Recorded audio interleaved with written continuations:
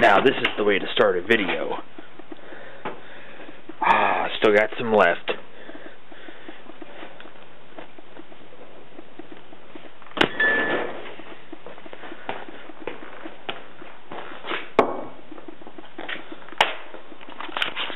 Nothing like a nice cold beer in a nice cold garage.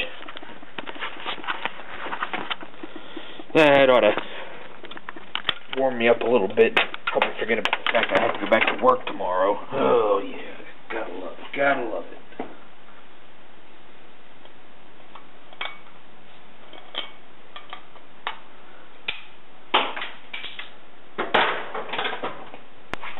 Okay, so here it is, my 1971 Buick Skylark. I've actually had a number of requests from other people on YouTube asking me to give a rundown of the car, so that's what I'm going to do. I bought this car. I was a third owner. I bought it back in October of '97. I just happened to see it sitting alongside the road, and I stopped, and it was completely stock. It was originally a 350 car with air. When I bought it, it had 198,000 miles on it, and it wasn't all that bad looking of a machine.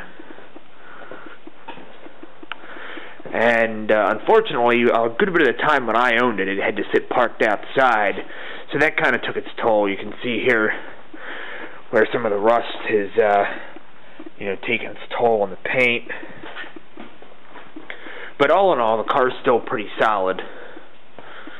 Right now, I've got the gas tank out. Actually, that's a brand new tank. I had a high output fuel system in it that I made up using another tank. However, that never really was sealed up the way I liked it, so I just went ahead and ordered another tank. I'm going to put that in. And these, the rear wheels here, these are Buick Rallies. They're 15" by 7, and I've got 275 60R15 BF Goodrich drag radials on. And up front, I also have the Buick Rallies. These are BF Goodrich radial TAs, and I don't remember the size offhand. If I can see it here, there it is. 225 70 15s.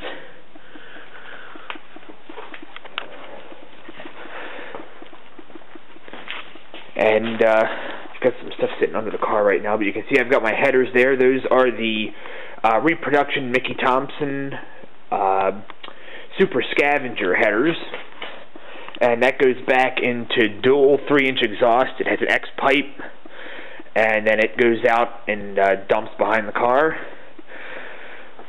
The latest thing I've been working on is I'm plumbing up the brakes. I converted the car to disc brakes. It has the Global West negative roll conversion kit. It uses B-body spindles. Let me see, it's 88 to 92 Camaro Firebird 1LE rotors and 76 Firebird calipers. And I tried setting it up with the stock proportioning valve, and it did not work. It put way too much pressure to the rear brakes, and every time I'd go out driving it, the rear brakes would be smoking.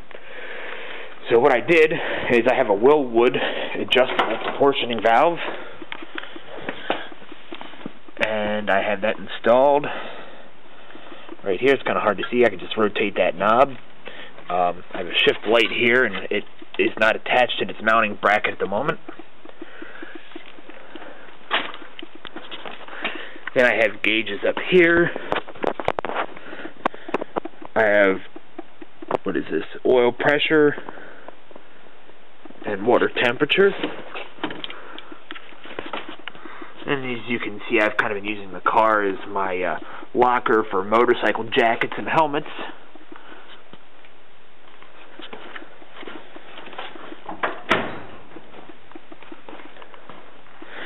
And I have down here a Turbo 400 transmission.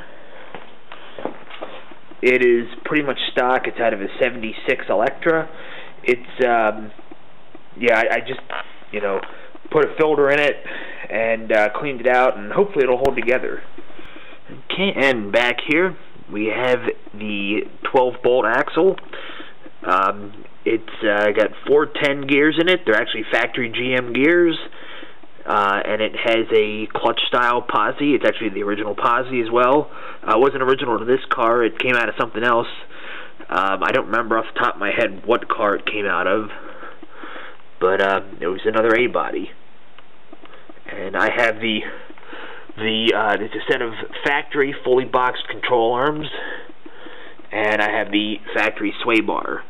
And what I did with those control arms is I removed the stock bushings and put in a set of polyurethanes.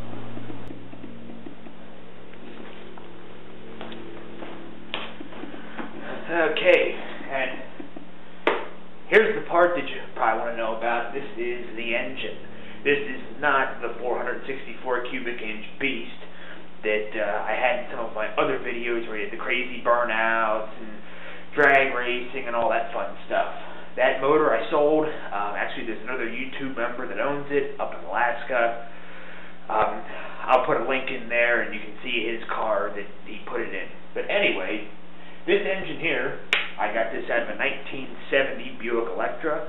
It sat for a long time. I think the last time it was inspected,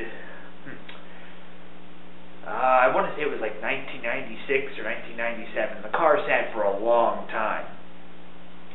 And I had been after the guy to, I wanted to buy it from him, and he kept putting me off. And, oh, it's going up in value, da-da-da-da-da. Well, finally he came to his senses, and I picked it up for a song and a dance. And I brought the car home, took the engine and tranny out, scrapped the car. It was severely rusted from sitting in the grass for almost 10 years.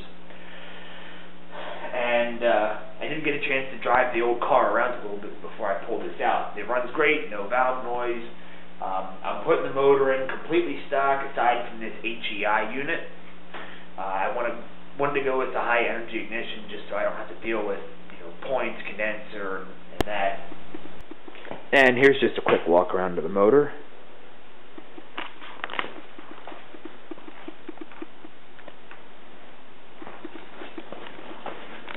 While I have had it out, I did do a couple small things to it. I did pull the oil pan, cleaned it out, put a new gasket on there. I also replaced the valve cover gaskets.